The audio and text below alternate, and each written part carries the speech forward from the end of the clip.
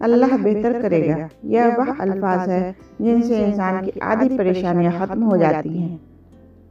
ہم اس دنیا میں یوں رہتے ہیں جیسے کبھی جائیں گے ہی نہیں، اور پھر یوں خاموشی سے چلے جاتے ہیں جیسے کبھی تھے ہی نہیں۔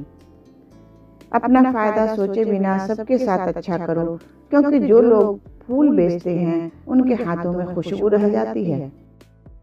کچھ رشتے کرائے کے مکان کی طرح ہوتے ہیں، انہیں جتنا مرضی سجا لو، چمکا لو اور دیکھ بھال کر لو، وہ کبھی اپنے نہیں ہوتے۔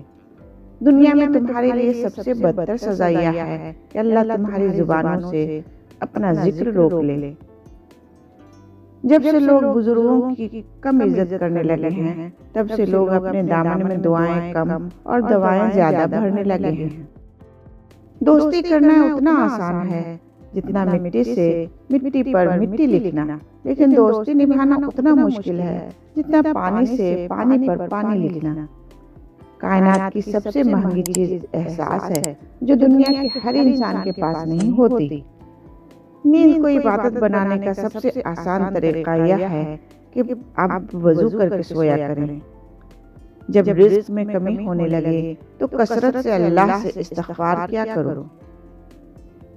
مرد دیندار ہو جائے تو دین گھر کی دہلیز تک پہنچ جاتا ہے، اور اگر گھر کی عورت دیندار ہو جائے تو دین نسلوں تک پہنچ جاتا ہے۔